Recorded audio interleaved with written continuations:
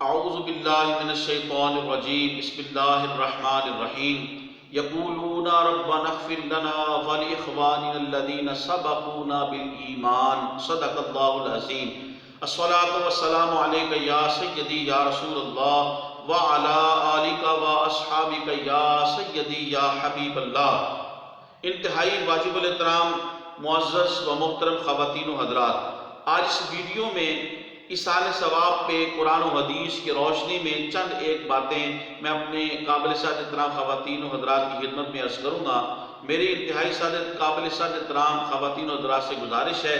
میرے اس Islamic YouTube channel کو آپ سبسکرائب فرمائیں، یوٹیوب کی فیڈ بیک دیں اور تبلیغ دین کی نیت سے میری اس ویڈیو کو زیادہ سے زیادہ آگے شیئر کریں۔ اللہ پاک آپ کو جزائے خیر عطا فرمائے۔ بسم اللہ الرحمن الرحیم۔ واجب الاحترام کسی بھی مسلمان کے جانے کے بعد اس کے لیے دعائے خیر کرنا، مغفرت کی دعا کرنا اور عمل صالح کرنا، نیک عمل کرنا، ان چیزوں کا ثواب میت کو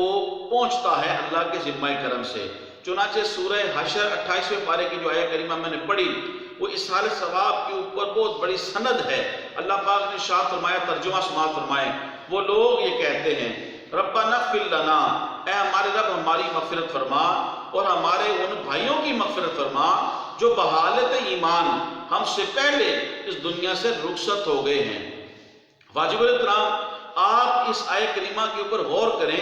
اللہ پاک نے یہاں پہ جمع کے صیغے ارشاد فرمائے ہیں، یقولون ربنا اغفر لنا ولاخواننا سبقونا۔ تو معلوم ہوا کسی مسلمان کے جانے کے بعد اعزا اقربا، دوست و احباب کا اکٹھے ہو کے دعا کرنا جو ہے یہ عین قرآن ہے اور عین منشاء خدا ہے۔ اور اسی طرح اب قرآن مجید کی ایک اور آیہ مبارکہ جو ہر مسلمان ہر نماز کے اندر پڑھتا ہے، ربنا اغفر لی ولوالدی وللمؤمنین یوم یقوم الحساب۔ ترجمہ سماعت فرمائیں، پروردگار عالم میری مغفرت فرما، میرے والدین کی مغفرت فرما اور تمام قیامت تک کے لیے مسلمان مومنین مومنات کی مغفرت فرما۔ واجب الاحترام قرآن مجید کی دو آیات سے ثابت ہو رہا ہے کہ عمل غیر کا ثواب وہ میت کو پہنچتا ہے، خواہ وہ غیر کا عمل یعنی میت کے غیر کا عمل، وہ عمل صالح جو ہے وہ دعا کی صورت ہو، خواہ وہ عمل صالح نیک عمل کسی کو کھانا کھلانے کی صورت میں ہو، خواہ وہ عمل صالح جو ہے وہ کسی غریب کو، کسی مستحق کو کپڑے پہنانے کی صورت میں ہو، خواہ فلاحی کام کے ساتھ اس کا تعلق ہو۔ تو ان تمام عمل غیر کا ثواب جو عمل صالح کرتا ہے میت کا غیر، اس کا ثواب جو میت کو پہنچتا ہے۔ واجب الاحترام اس کی تائید رسول پاک صلی اللہ علیہ وسلم کی حدیث پاک سے بھی ہو رہی ہے۔ صحیح بخاری صحیح مسلم شریف کی متفق علیہ حدیث پاک ہے۔ تاجدار کائنات صلی اللہ علیہ وسلم نے ارشاد فرمایا، جس کا مفہوم یہ ہے کہ جب انسان دنیا سے چلا جاتا ہے اس کے اعمال کا سلسلہ منقطع ہو جاتا ہے، ختم ہو جاتا ہے، مگر تین کام ایسے ہیں ان کا ثواب میت کو ملتا رہتا ہے۔ ایک تاجدار کائنات صلی اللہ علیہ وسلم نے ارشاد فرمایا صدقہ جاریہ، دوسرا ارشاد فرمایا نیک اولاد، اور تیسرا ان میں سے ایک ارشاد فرمایا علم نافع۔ واجب الاحترام اس حدیث پاک سے بھی ثابت ہو رہا ہے کہ میت کا خود کا کیا ہوا عمل وہ بھی، اور اس کے پیچھے کوئی اس کا غیر ہے، میت کا غیر کوئی اور بندہ جو ہے، خواہ اس کا تعلق اس کے رشتہ دار سے ہے یا غیر رشتہ دار ہے، وہ بھی اس کے لیے کوئی ان اعمال میں سے اس کے علاوہ کوئی عمل صالح کرتا ہے تو میت کو ثواب اس کا پہنچتا ہے۔ اور یہ نص قرآن سے ثابت ہے اور رسول اللہ صلی اللہ علیہ وسلم کی حدیث پاک سے بھی ثابت ہے۔ اسی طرح حضرت سعد بن عبادہ رضی اللہ تعالیٰ عنہ، ان کی والدہ کا انتقال ہو گیا، حضور کی خدمت میں حاضر ہوئے، یا رسول اللہ والدہ کے لیے کیا صدقہ کروں؟ آقا کریم علیہ السلام نے ارشاد فرمایا، سعد بن عبادہ اپنی والدہ کے لیے پانی کا کنواں کھدوا دو، جب تک لوگ اس سے سیراب ہوتے رہیں گے، پانی پیتے رہیں گے، والدہ کو ثواب پہنچتا رہے گا۔ انہوں نے ایسے ہی کیا، اس کنویں کا نام نہیں پڑ گیا بئر ام سعد، سعد کی ماں کا کنواں۔ تو واجب الاحترام اس حدیث پاک سے بھی ثابت ہو رہا ہے کہ کسی مسلمان کے جانے کے بعد اس کے لیے صدقہ و خیرات کیا جائے، دعائے خیر کی جائے، قرآن مجید کی تلاوت کی جائے، ذکر اذکار کیا جائے۔ اصل چیز جو ہے وہ عمل صالح ہے، نیک عمل کا ثواب وہ میت کو پہنچتا ہے۔ اور یہ قرآن کی بھی آیات اور حدیث رسول میں نے آپ کے سامنے جو ہے وہ پڑھ کے آپ کو سنا دی ہے۔ کچھ لوگوں کو میں نے دیکھا وہ جہالت اور پرلے درجے کا بغض اور حسد ہے ان کے اندر، وہ یہ کہتے ہیں بھئی لے دے کے ان کے پاس یہ ایک حدیث پاک ہے معاذ اللہ سعد بن عبادہ کی۔ واجب الاحترام حالانکہ قرآن مجید کی نص سے ثابت ہو رہا ہے، 2 آیات تو میں نے آپ کو پڑھ کے سنا دی اور حدیث پاک بھی سنا دی، اگر اسی کی بات کو لے لیا جائے جو شخص یہ کہتا ہے معاذ اللہ کہ صرف حضرت سعد بن عبادہ والی حدیث ہی ہے معاذ اللہ، یا صرف ان کے پاس صرف ایک ہی دلیل ہے، تو واجب الاحترام چلو اسی بات کو اگر مان لیا جائے بفرض محال تو کم سے کم ایک دلیل تو ہے صحیح حدیث پاک سے، لہذا تم اسی کو مان لو۔ لیکن اس کے برعکس اگر تم کوئی ایسی حدیث لا کے دکھا سکتے ہو تو دعویٰ ہے تو لا کے دکھاؤ کہ جس کے اندر رسول اللہ صلی اللہ علیہ وسلم نے ارشاد فرمایا ہو، صحیح مرفوع متصل حدیث پاک کہ حضور نے فرمایا ہو کہ کسی میت کے جانے کے بعد دعائے خیر کرنا، مغفرت کرنا، صدقہ خیرات کرنا حرام ہے، بدعت ہے، یہ شرک ہے، یہ منع ہے۔ کوئی ایک حدیث بھی ایسی لا کے دکھاؤ، اور بحمد اللہ تعالیٰ و برسول کریم قیامت تک نہیں لا سکیں گے۔ لیکن ہم اس کے برعکس قرآن مجید کی آیات حدیث رسول آپ کو عرض کرتے ہیں، باوجود اس کے وہ محافل جو ایصال ثواب کی 7ویں کے نام سے، چوتھے کے نام سے، 40ویں کے نام سے ہوتی ہے، اس کے اندر اصل چیز تو ایصال ثواب ہے، تو اس کا انکار کرنا یہ قرآن مجید کی آیات مبارکہ اور رسول اللہ صلی اللہ علیہ وسلم کی حدیث کے انکار کرنے کے مترادف ہوگا۔ واجب الاحترام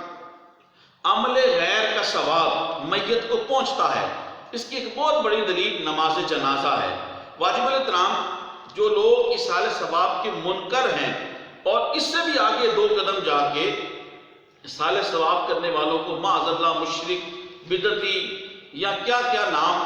دیتے ہیں، میں ان کے لیے عرض کرتا ہوں کہ نماز جنازہ تمام مکاتب فکر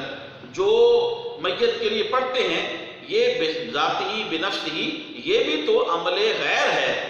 تو اس کے اندر اس کا رشتہ دار، کچھ لوگ کہتے ہیں صرف باپ، اس کا باپ فوت ہو گیا تو اولاد اس کی صدقہ خیرات کرے، دعا کرے، اس کا ثواب پہنچتا ہے، تو نماز جنازہ کے اندر اس کی اولاد بھی شامل ہوتی ہے، ماں باپ بھی میت کے شامل ہوتے ہیں اگر ہوں، اور اس کے دیگر رشتہ دار بھی، دوست و احباب بھی شامل ہوتے ہیں، تو نماز جنازہ جو ہے وہ ایصال ثواب کے اوپر ایک بہت بڑی دلیل ہے، اور یہ دلیل ہے کہ عمل غیر میت کے علاوہ کوئی بندہ اس کے لیے دعائے خیر کرے، کچھ لوگ کہتے ہیں میت خود ہی دنیا میں کوئی ایسا کام کر گیا یا نیت کر گیا، اس کو پورا کرنے کا نام ایصال ثواب ہے، یہ سراسر جہالت کے اوپر مبنی ہے اور قرآن و حدیث کے علوم سے ناآشنائی ہے، ورنہ نماز جنازہ یہ عمل غیر ہے، اس کا ثواب بھی میت کو پہنچتا ہے۔ واجب الاحترام صحیح مسلم شریف کتاب الحدود کے حدیث پاک ہے، حضرت معاذ ابن مالک اسلمی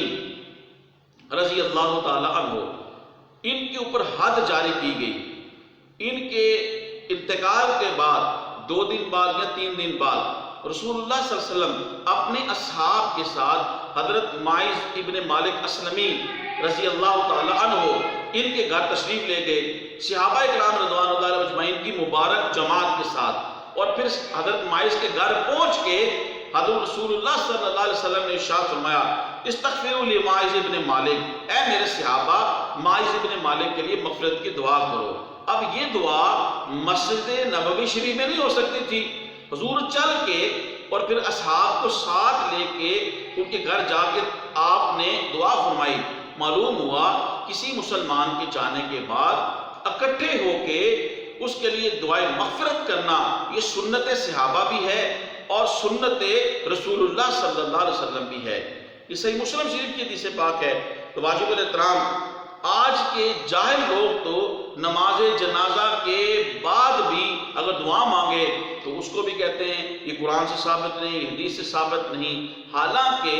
دعا ایک وہ ایسا مبارک عمل ہے کہ جتنا بندہ دعا مانگتا ہے اللہ اس سے خوش ہوتا ہے۔ قرآن مجید کی کسی آیت مبارکہ میں اور حدیث پاک کے اندر کسی مقام کے اوپر بھی اللہ تبارک و تعالیٰ نے منع نہیں فرمایا کہ تم اس وقت دعا کرو، اس وقت دعا کرو گے تو حرام ہو جائے گی۔ وہ کچھ مواقع ایسے آپ کہہ لیں گندگی کے، غلاظت کے جو جگہ ہیں وہاں پہ اللہ اور اس کے رسول کا نام لینا جو ہے وہ تو درست نہیں ہے، لیکن اس کے علاوہ کسی بھی وقت میں صبح ہو، دوپہر ہو، شام ہو، نماز سے پہلے ہو، نماز کے بعد ہو، نماز جنازہ سے پہلے ہو، نماز جنازہ کے بعد ہو، کوئی بندہ دعا مانگ لیتا ہے تو نماز جنازہ سے پہلے اور نماز جنازہ کے فوراً بعد اگر دعا مانگی جائے،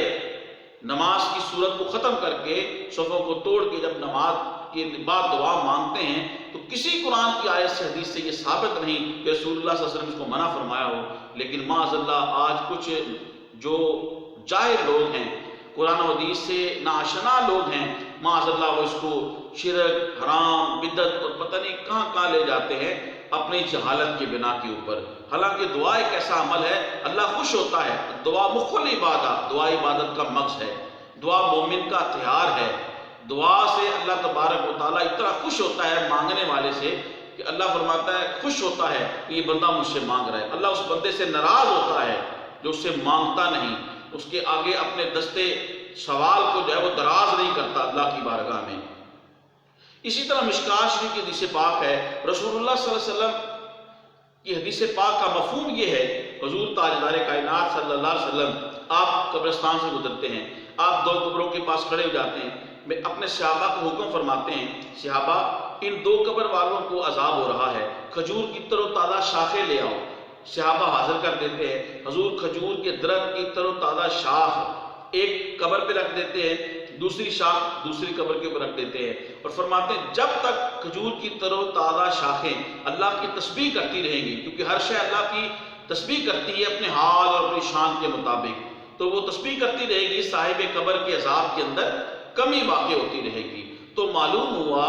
کہ درخت اور یہ سرد و شاداب پودے یہ ادنا مخلوق ہیں، جب ادنا مخلوق کے تسبیح کرنے سے صاحب قبر کے عذاب کے اندر کمی ہوتی ہے اور اگر بخشا ہوا تو بلندی درجات ہوتی ہے، تو جب یہ ادنا مخلوق کے بارے میں ہے تو جب اعلیٰ مخلوق مسلمان رب کا اعلیٰ کلام پڑھ کے